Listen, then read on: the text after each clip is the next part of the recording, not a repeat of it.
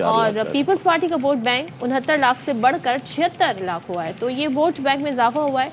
अब जो मुस्तरद वोट हैं अगर वो गिने जाते हैं तो फिर मजीद पिक्चर क्लियर होती है। बड़ा कोई डिफरेंस इतना हाँ, क्योंकि वो पता नहीं किन किन पार्टियों का था। लेकिन अब इसमें अगर हम पीपल्स पार्टी पे जरा फोकस करें, you have to give credit to Bilawal Bhutto Zardari. आप पीपल्स पार्टी के डाई हार्ड फैन हो या फिर पीपल्स पार्टी के स्टॉन्च आप मुखालिफ हों, लेकिन आपको एक बात ये माननी पड़ेगी कि पूरे पाकिस्तान भर में अगर किसी ने मुहिम की, कैंपेन की, बहुत से लोग मजाक उड़ा रहे थे कि जी ये पंजाब में क्या करने जा रहे हैं, खैबर पख्तूनख्वा में क्या करने जा रहे हैं।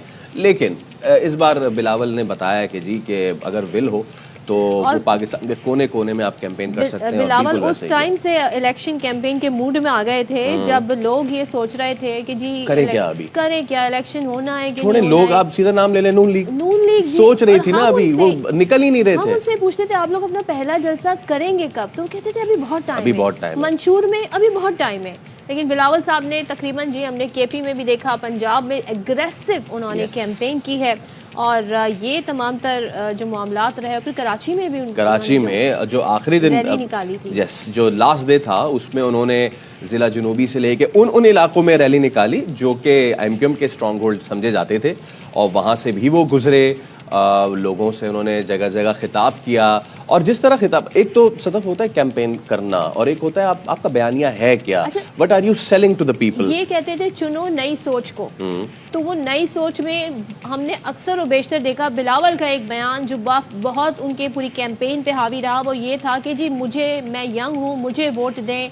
पुराने जो हो गए हैं सियासतदान, अब वो बैठ जाएं घर में, वो सियासत को बैठ के पीछे से बैक सीट से मॉनिटर करें और हमें यंगस्टर को आने दें, हमें जी लीड करने दें।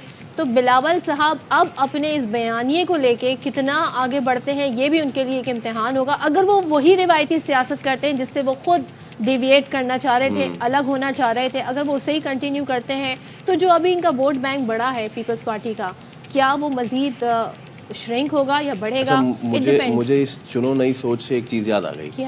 पाकिस्तान में वैसे तो इंतखाबात में बहुत सारे रिकॉर्ड्स बनते हैं। हाँ। एक और बहुत ज़बरदस्त रिकॉर्ड आपको पता है? बताएं। 54 साल से एक शख्स वो इलेक्शन में खड़ा हो रहा है और वो हार नहीं रहा है, वो हार के नहीं दे रहा है। आप बताएं, गैस करें कौन है वो? मैं चले आपको एक हिंट देता हूँ, वो पीपल्स पार्टी से भी हैं, वो सिंध से भी हैं, 54 साल से, और वो साईं भी हैं।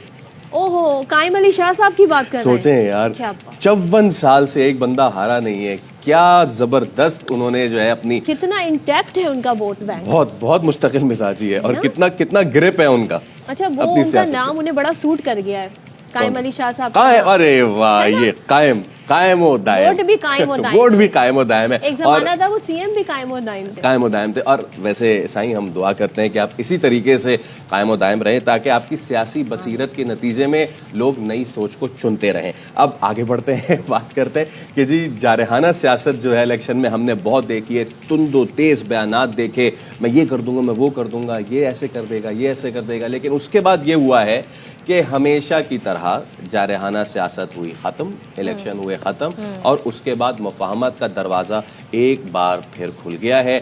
बैकडोर